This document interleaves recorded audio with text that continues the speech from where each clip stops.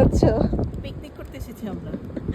আজকে ওয়েদার ভালো দেখে আমরা একটা পার্কে আসছি, এটার নাম হচ্ছে স্যান্ডস্টোনার পার্ক।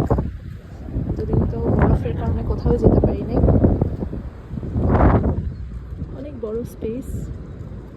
আমরা এখানে যাব, ভিতরে গিয়ে লাঞ্চ করব। যদিও এখন বিকেল হয়ে গেছে, কিন্তু আমরা লাঞ্চ করার সময় পাইনি দুপুরে, তো এখন এখানে বসে বসে লাঞ্চ করব।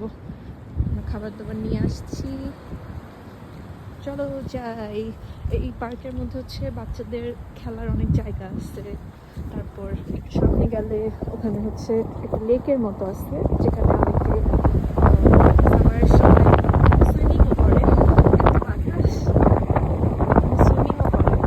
আর এখানে যে বসার ব্যবস্থা আছে, বেশ সুন্দর একটা জায়গা। বাচ্চাদের জন্য দোলনা আছে। এই তো। কি খাবার এনেছো? এটা হচ্ছে হোয়াইট সস পাস্তা, এখানে আছে একটা ব্রেড স্টিক, এখানে আছে চিপস, পানি। কেমন?